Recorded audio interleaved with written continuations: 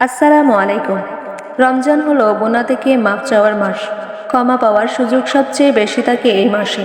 এই মাসে প্রতিটি কাজেই রয়েছে গুনাহ মাফের হাতছানি। রমজানের প্রতিটি মুহূর্তের আমলেই মহান আল্লাহ তাআলা ক্ষমা করেন।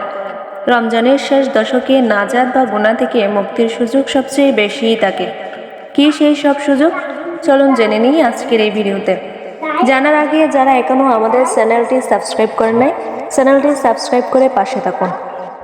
হযরত আয়েশা রাদিয়াল্লাহু তাআলা আনহা বলেছেন, নবীজি সাল্লাল্লাহু আলাইহি ওয়াসাল্লাম রমজানের শেষ দশকে মসজিদে এতেকাফ করতেন। যতদিন না আল্লাহ তাআলা তাকে মৃত্যুদান করেছেন ততদিন পর্যন্ত তিনি এই আমল অব্যাহত রেখেছিলেন। তার ইন্তেকালের পর তার স্ত্রীগণও এতেকাফ করেছেন। অন্য এক হাদিসে হযরত ইবনে আব্বাস রাদিয়াল্লাহু তাআলা আনহু বর্ণনা করেছেন, রাসূলুল্লাহ সাল্লাল্লাহু আলাইহি ওয়াসাল্লাম বলেছেন, এতেকাফকারী যাবতীয় গুনাহ থেকে মুক্ত থাকেন এবং তার জন্য ওই পরিমাণ নেকি লেখা হয় যে পরিমাণ আমলকারীর জন্য লেখা হয়ে থাকে। মুসলিম উম্মাহর সব রোজাদারদের জন্য রমজানের শেষ দশক ও এতেকাফ অনেক গুরুত্বপূর্ণ। এই দশকে প্রত্যেকের উচিত ইবাদতে নিজেদের নিয়োজিত রাখা। নামাজ পড়া, কুরআন তেলাওয়াত করা, জিকির আজকার, তাসবিহ, তাহলিল ও তওবা ইস্তিগফার করা এবং আল্লাহর কাছে নিজেদের গুনাহ মাফে কান্নাকাটি করা, আর তাতেই মিলবে গুনাহ থেকে ক্ষমা এবং কল্যাণ। আল্লাহ তাআলা নবীজি সাল্লাল্লাহু আলাইহি ওয়াসাল্লামের আগের এবং পরের সব গুনাহ ক্ষমা করে দেওয়ার পরও তিনি তওবা, ইস্তিগফার এবং ইবাদত বন্দেগীতে কল্পনাহীন পরিশ্রম করতেন। এমনকি তিনি রমজানের শেষ দশকে স্ত্রীদের সঙ্গও ত্যাগ করতেন। নিজ পরিবার এবং তার উম্মতকে রাতের ইবাদতের জন্য ঘুম থেকে জাগিয়ে তুলতেন।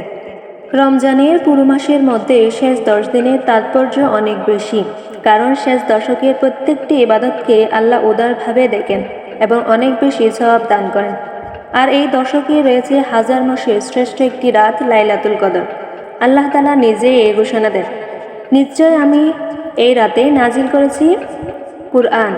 তোমরা কি জানো লাইলাতুল কদর কি? লাইলাতুল কদর হলো হাজার মাসের শ্রেয় শ্রেষ্ঠ। এ রাতে ফেরেশতারা তাদের রবের অনুমতিক্রমে সব নির্দেশনা ও সিদ্ধান্ত নিয়ে জমিনে অবতরণ করেন।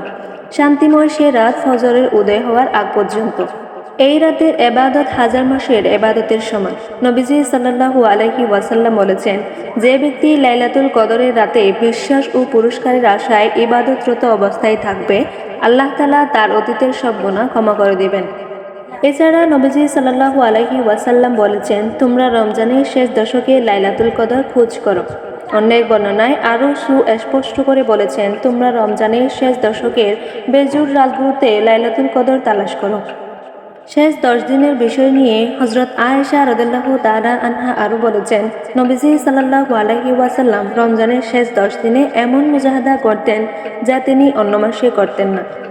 সুতরাং আমাদের প্রত্যেক মুসলিম উম্মাহর উচিত ইবাদতে মশগুল থাকা, সময় এবং সুযোগ হলে এতেকাফ থাকা এবং বেজুর রাতের গুলোতে লাইলাতুল কদর তালাশ করা। ভিডিওটি ভালো লাগলে কমেন্ট করে জানিয়ে দিন। ধন্যবাদ।